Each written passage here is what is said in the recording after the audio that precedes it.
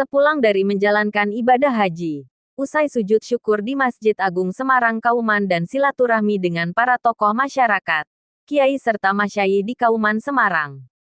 Bakal calon wakil wali kota Semarang, Dr. Insinyur H. Adi Setiawan, SH, MH, MM, MT, atau Mas Wawan langsung mengunjungi kelompok tani budaya lele di Kelurahan Pedurungan Lor, Kecamatan Pedurungan yang dikemas dalam acara Sarasehan Ketahanan Pangan dengan Budidaya Lele di Posyandu Eka Sejahtera RT 03 RW 05, Rabu, 26/6. Dalam kesempatan ini, Mas Wawan juga memberikan bantuan berupa seperangkat budidaya lele, mulai dari bibit, terpal, drum hingga pakan yang berkualitas. Dalam sarasehan tersebut, Mas Wawan membawa gagasan baru untuk meningkatkan produktivitas dan ketahanan pangan melalui konsep smart farming. Menurutnya, konsep tersebut merupakan langkah yang bagus bagaimana kampung bisa mencukupi kebutuhan gizi dan pangan berbasis masyarakat. Karena perubahan genetik atau penurunan lapisan genetik itu harus diawali dengan gizi yang baik untuk mendapatkan sumber daya manusia yang berkualitas. Adapun untuk konsep smart farming itu sendiri nantinya akan didampingi oleh Asosiasi Dosen Integrator Desa ADIDES, di mana nantinya untuk membuat suatu konsep pertanian ini berbasis digitalisasi, sehingga kaum muda yang sudah enggan untuk pegang pacul, sekarang dengan pegang gadget bisa untuk menghasilkan pangan yang berkualitas yang dibutuhkan. Dengan memanfaatkan teknologi, budidaya lele yang ada di Kelurahan Pedurungan Lor bisa menjadi lebih efisien dan efektif.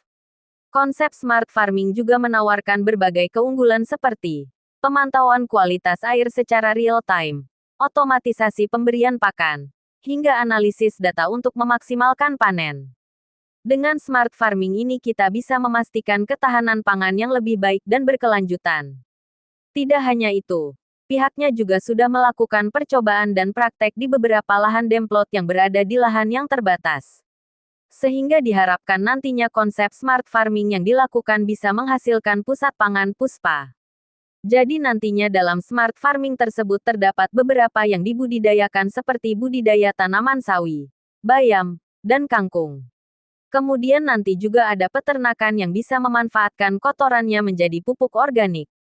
Mas Wawan juga berpesan untuk menjalankan konsep smart farming ini dibutuhkan keguyuban dari masyarakat itu sendiri.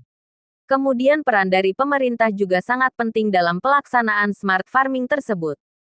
Jadi masyarakat harus bisa guyup dan tidak boleh kepaten obor.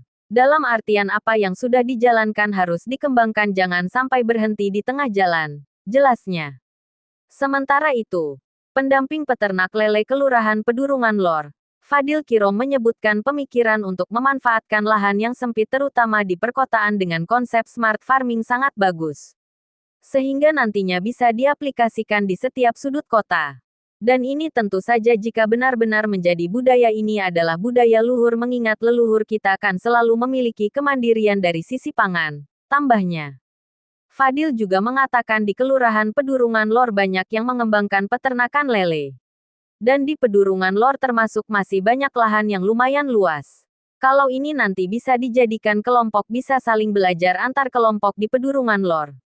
Sehingga ke depan bisa meningkatkan dari sisi teknik, manajemen, hingga aspek pasar bisa disampaikan Mas Wawan terkait konsep meningkatnya. apa tadi smart farming ya, sama Puspa Lasinji. Ya, alhamdulillah ini acara yang pertama setelah saya tiba dari ibadah haji dengan membawa segudang sejuta keberkahan dari Tanah Haram. Saya bawa ke sini. Haji yang mabrur adalah haji yang juga menambah kebaikan setelah dia berbuat baik atau melakukan ibadah haji. Maka hari ini saya menambah kebaikan, mengunjungi silaturahmi di Desa Pedurungan Lor untuk membahas terkait dengan kampung ketahanan pangan dengan konsep smart farming. Saya kira ini konsep yang digagas oleh warga RT 3 RW 5 ini konsep yang cukup baik, bagaimana kampung ini mencukupi kebutuhan gizi dan kebutuhan pangannya berbasis masyarakat itu sendiri. Karena apa? Karena eugenetika, perubahan genetik atau penurunan warisan genetik itu harus diawali dengan gizi yang baik untuk mendapatkan SDM yang baik. Nah, konsep smart farming ini nanti akan didampingi oleh ADIDES, Asosiasi Dosen Integrator Desa, kebetulan saya sebagai pembinanya, adalah untuk membuat suatu konsep pertanian ini berbasis digitalisasi, sehingga kaum muda yang sudah enggan untuk pegang pacul sekarang dengan pegang gadget bisa untuk menghasilkan pangan yang berkualitas dan dibutuhkan. Apakah nanti dengan smart tadi smart farming bisa efektif di lahan yang sempit seperti itu? Iya, kita sudah melakukan beberapa demplot, sudah melakukan beberapa praktek di lahan-lahan yang terbatas, itu bisa menghasilkan pusat pangan, ya. Jadi nanti di situ ada lelenya kita ternak, kemudian ada tanaman, ada bayam, ada sawi, ada kangkung, itu bisa dengan lahan yang terbatas dengan kandungan nutrisi tanahnya itu yang diatur dengan SCADA sistem, ya. Kemudian juga nanti di sana ada peternakan hewannya, yang mana kotorannya itu nanti akan kita olah menjadi pupuk yang organik.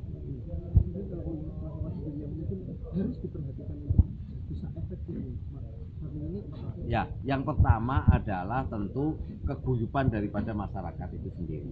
Ya, jadi masyarakat itu harus guyup, nggak boleh kepaten obor. Sekali hari ini kita berikan bibit itu dikembangkan. Jadi tidak semuanya nanti setelah besar digoreng semuanya untuk konsumtif semuanya, nggak boleh. Tapi harus ada yang produktif, yang sekian persen untuk konsumtif. Tapi yang sekian persen harus dibudidayakan lagi, harus dijual secara marketable lagi. Ini yang harus dibelajarkan atau diedukasi di masyarakat.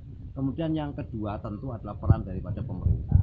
Nah, peran dari pemerintah sebagai kota yang metropolitan, tentu kita tidak bisa berbasis pada lahan pertanian yang luas seperti di kabupaten-kabupaten, tapi bagaimana dengan smart farming ini agro industri, agro bisnis yang ada di kampung-kampung yang menjadi basis itu bisa bottom up naik ke atas dan bisa dikelola platform marketnya oleh fasilitator pemerintah. Jadi nanti pesan lelenya dari kampung Kiai Thohir ini itu bisa menggunakan platform digital.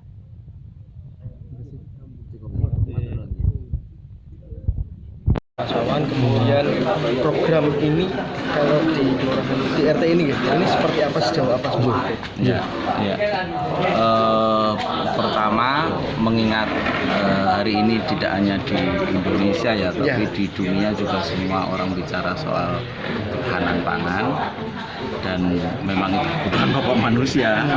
Saya kira pemikiran untuk memanfaatkan lahan yang sempit, terutama di perkotaan, dengan konsep smart farming dari Mas Wawan itu adalah konsep yang sangat bagus dan bisa diaplikasikan di tiap sudut kota. Dan ini tentu saja kalau betul-betul menjadi budaya, ini adalah budaya luhur, mengingat para leluhur kita kan juga selalu memiliki kemandirian dari sisi pangan. Dan yang paling akhir tentu saja kita berharap ini bisa berkelanjutan. Terima kasih. Kalau untuk programnya sendiri Pak, ini sudah dimulai atau seperti apa? Selama ini terjadi Ya, kalau selama ini kan memang di Kelurahan Pegunungan Lor juga banyak yang mengembangkan ternak lele. Karena Pegunungan Lor termasuk yang lahan, masih banyak lahan yang lumayan luas, sehingga kalau ini nanti bisa jadikan kelompok, jadi kan bisa saling belajar, bisa saling sharing antar komunitas di Kelurahan Pegunungan Lor, dan ke depan bisa semakin meningkatkan dari sisi teknik, dari sisi manajemen. Tentu juga berharap dari aspek pasar juga semakin baik. Saya kira itu. Ya.